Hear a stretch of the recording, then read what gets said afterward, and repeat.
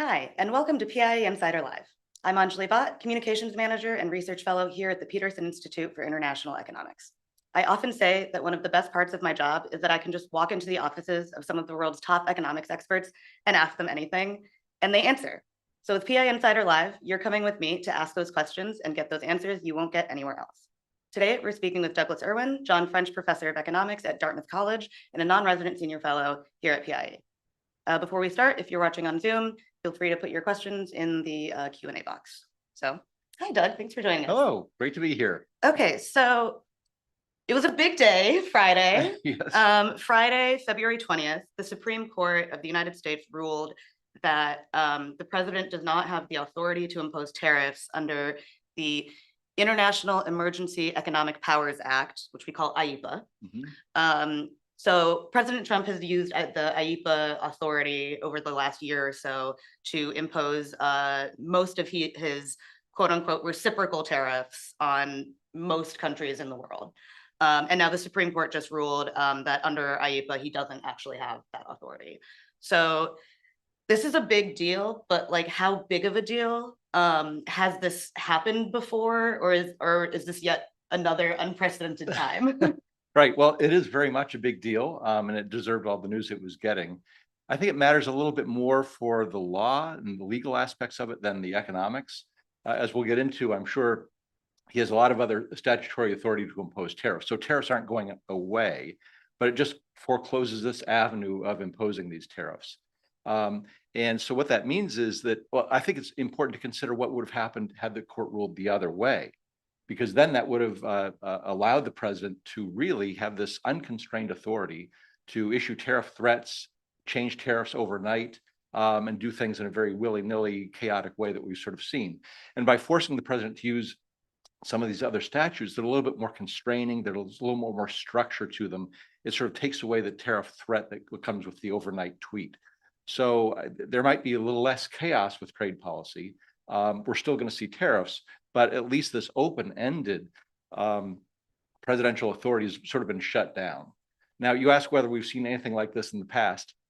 There haven't been too many court cases on tariffs that make it to the Supreme Court. So I'm not sure. I defer to some of our lawyer experts at PIE, Alan Wolf and others, about whether there have been previous court cases.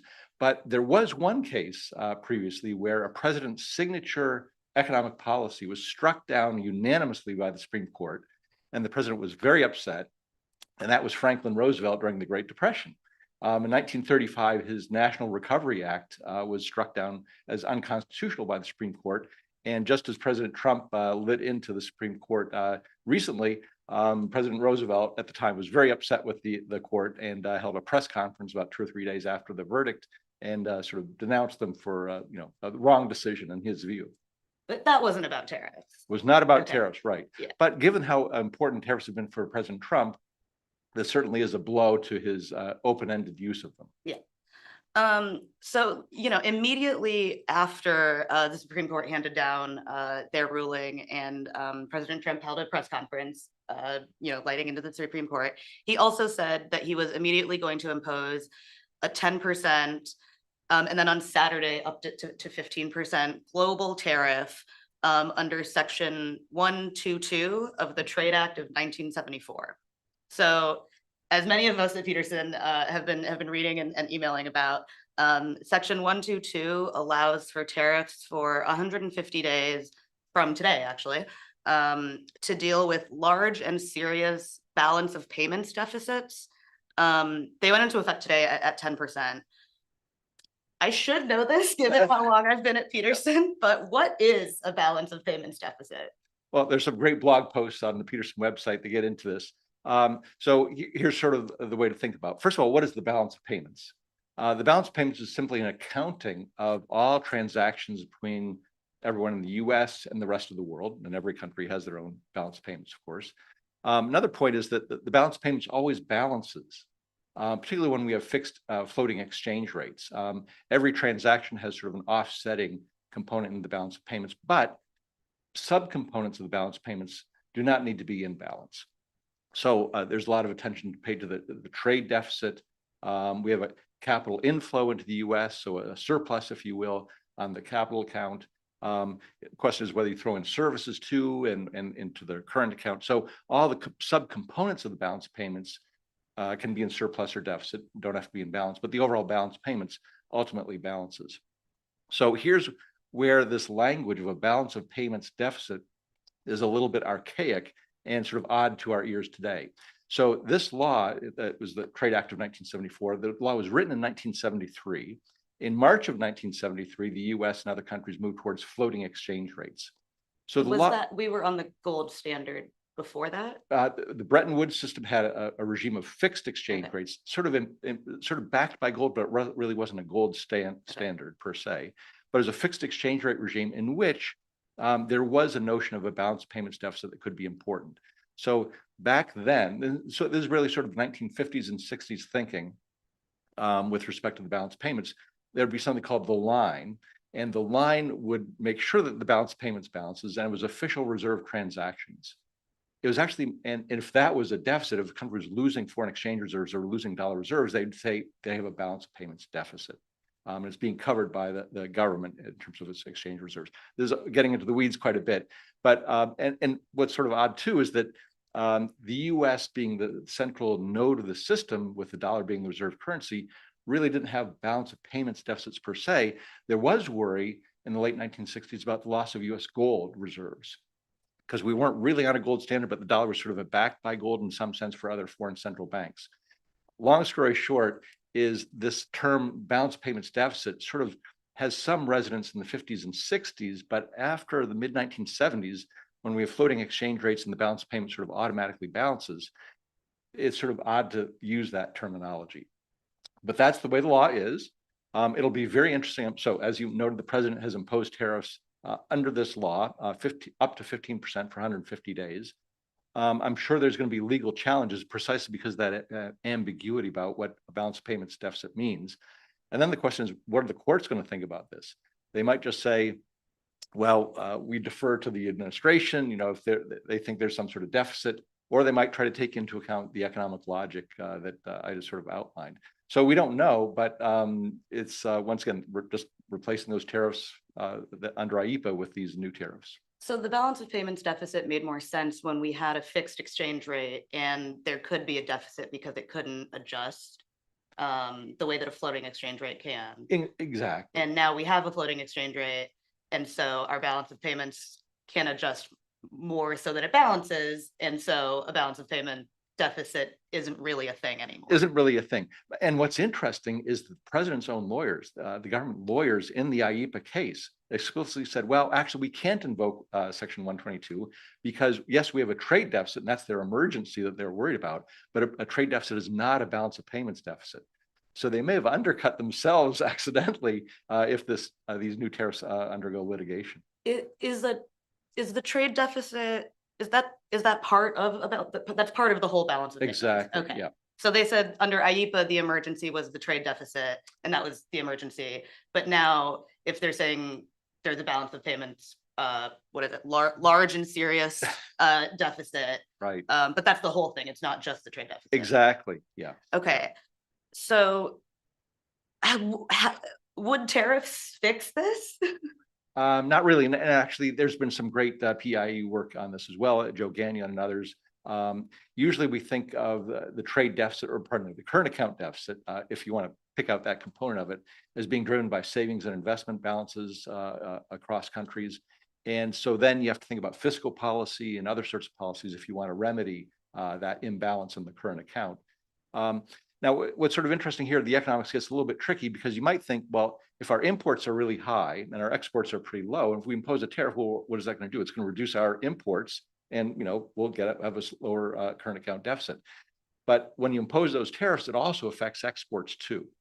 So, and there's various channels by which that happens. So one is that tariffs are on intermediate goods, and that raises the cost of exporters. So the exports are going to go down for that reason.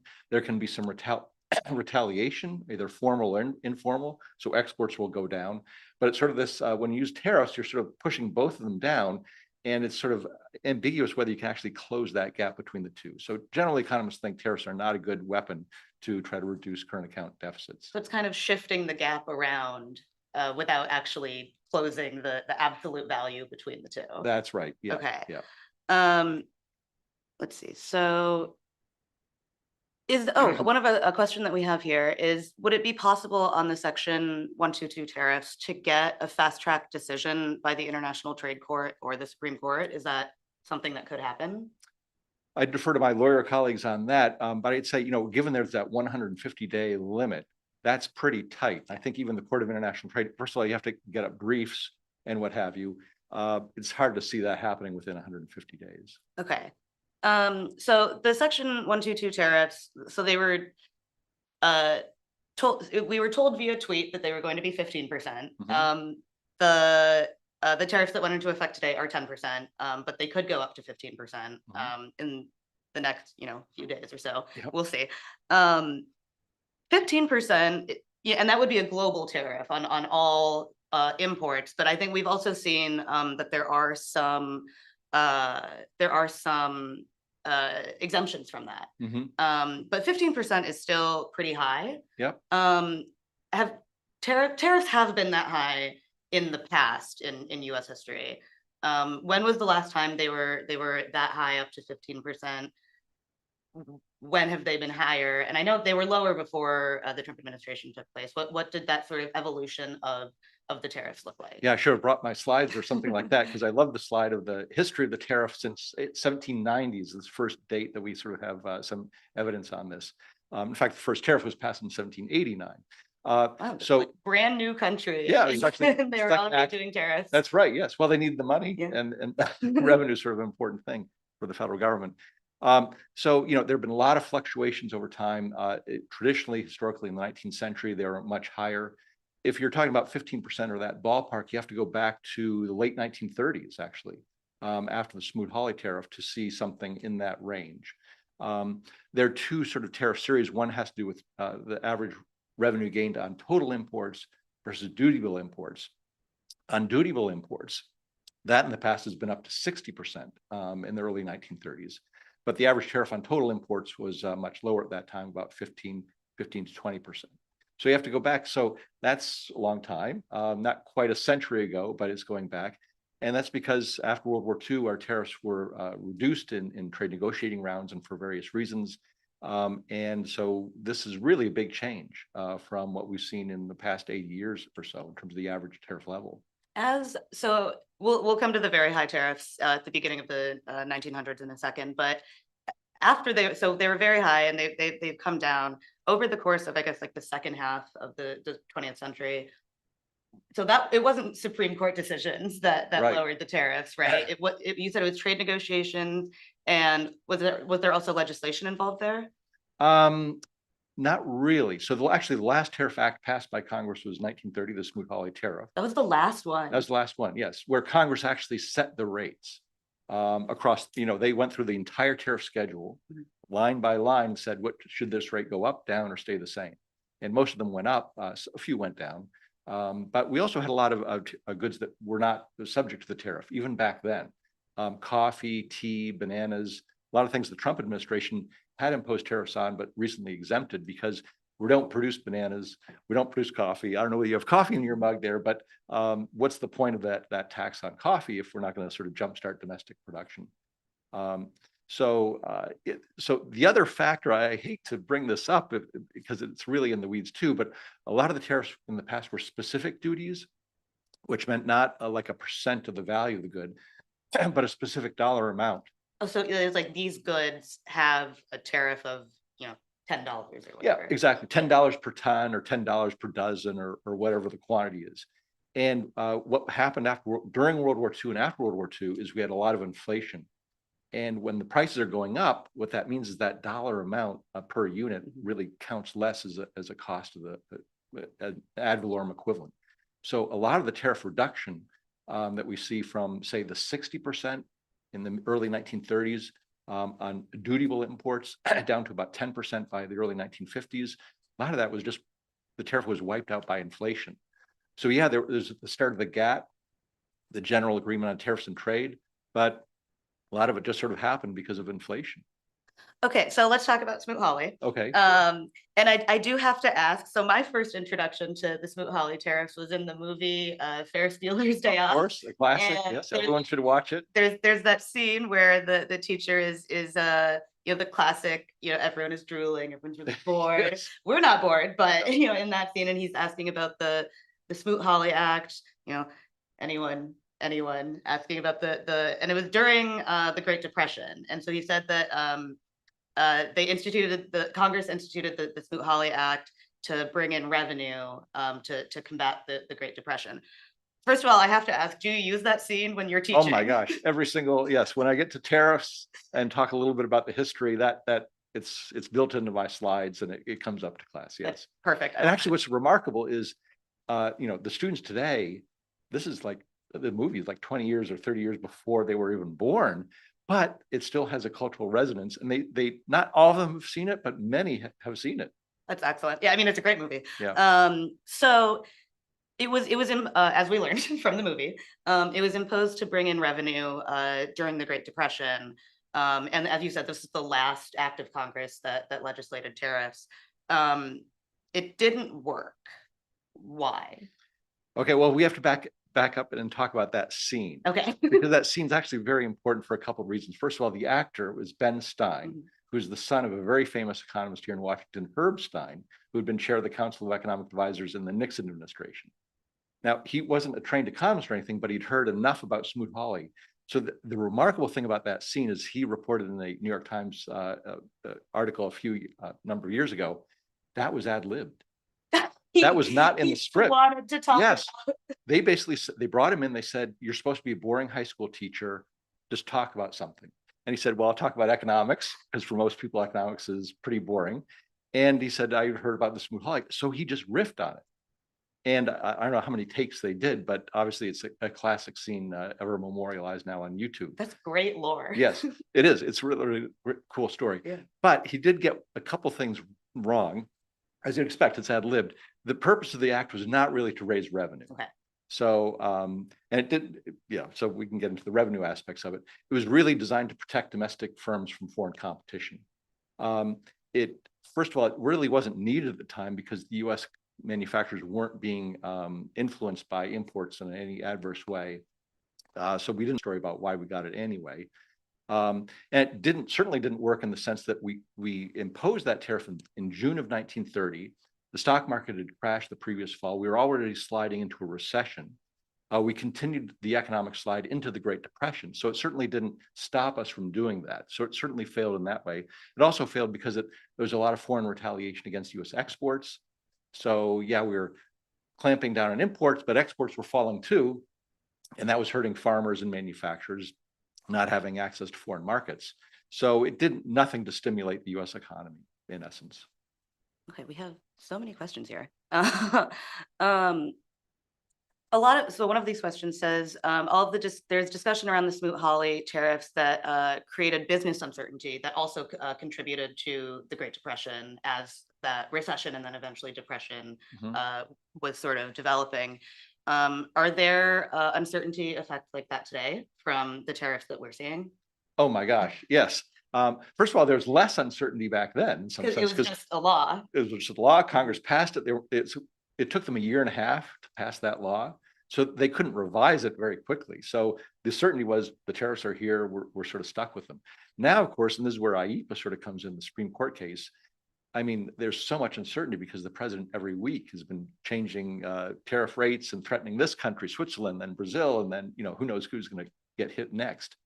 And I hope there's a little bit less uncertainty once we move to the regime where these other statutes get invoked to impose the tariffs, because then you sort of set them and you can't touch them as easily. Whereas IEEPA, anything goes, and that's why we've all been so busy here at Peterson and elsewhere trying to keep up with all the different announcements. Yeah, well, we certainly have been busy. You raised one, for example, the executive order was just for 10%. The president announced 15%. So is it going to change to 15% and when? And so, yeah, there's a lot of uncertainty. Yeah. Okay. So, and then you also said this, so the Smoot-Hawley tariffs were set quite high where the effective rate was above 50%. And eventually started lowering due to inflation and changes in trade patterns. Yeah. what does that have to do, especially as we got from the 1930s and then into the 60s and 70s? What do the tariffs and tariff rates, what is that their relationship with exchange rates? How do those sort of affect each other in addition to the I guess inflation? Yep. So first of all, there's a lot less uncertainty that we were just talking about in the 50s, 60s, and 70s. So those tariffs were sort of low and stable. Also, there's less uncertainty with respect to exchange rates because we're on the Bretton Woods system. Exchange rates were fixed. Occasionally, countries would have to devalue, like France and Britain. And so there were these occasional crises. But in retrospect, the 50s and 60s was very sort of smooth period for these for the world economy.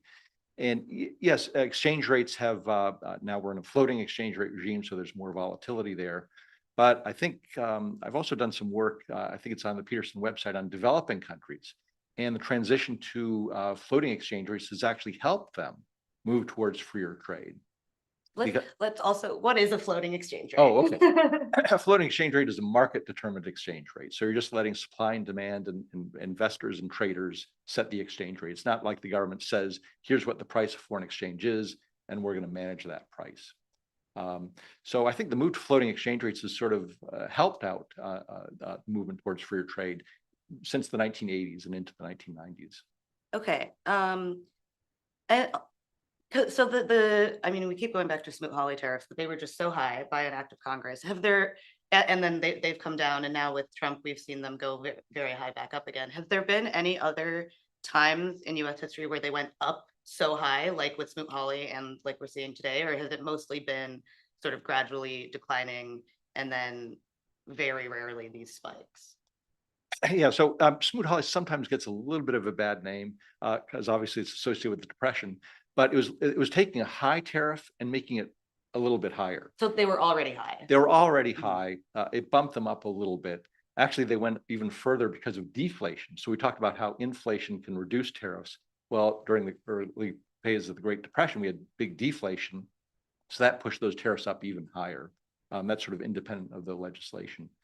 So, you know, a lot more tariff volatility in the past, 19th century into the 20th century, often because of these price movements. Sometimes there would be swing in partisan control of Congress. So Republicans sort of dominated American politics after the Civil War, right up until Woodrow Wilson took over in 1912 election. And the Democrats want low tariffs back then. Another interesting factoid about tariff history is the parties have sort of switched places on where they position themselves. But the Democrats really brought tariffs back down. Then they get kicked out after a while. The Republicans come back and they bring them back up.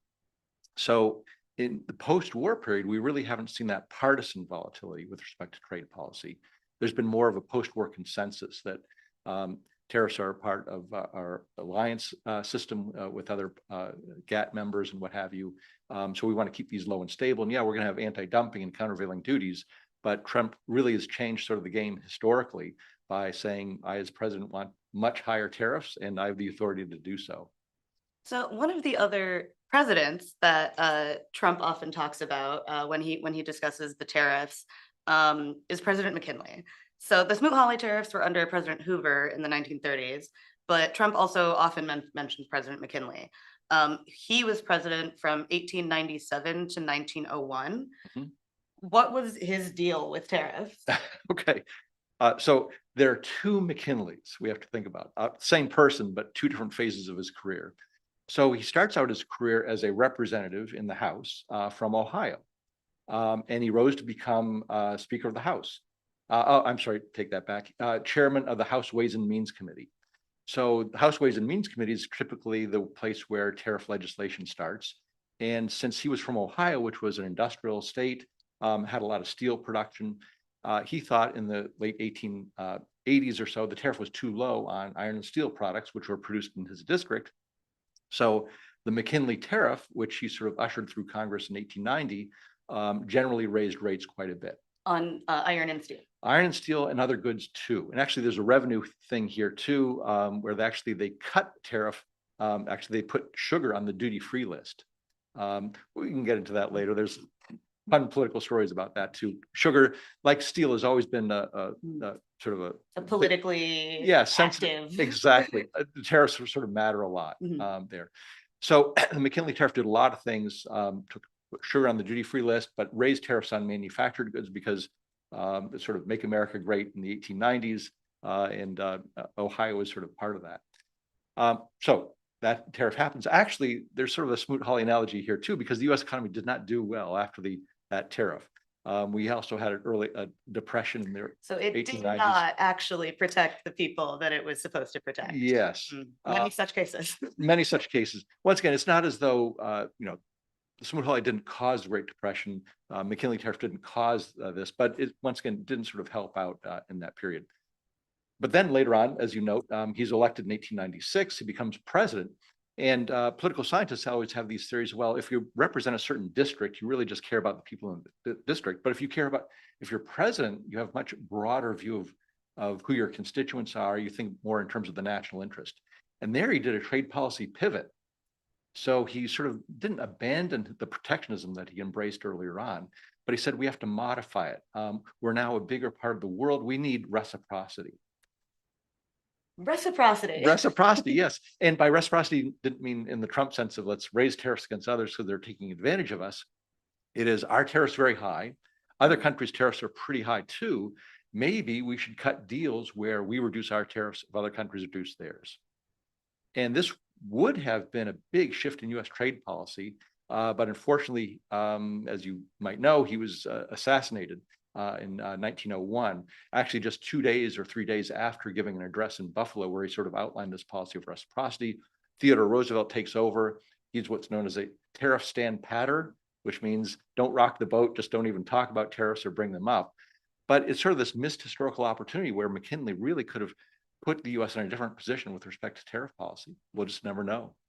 So when Trump is referring to McKinley's tariff policies, he's largely referring to his earlier days as a representative rather than when he was president. Exactly.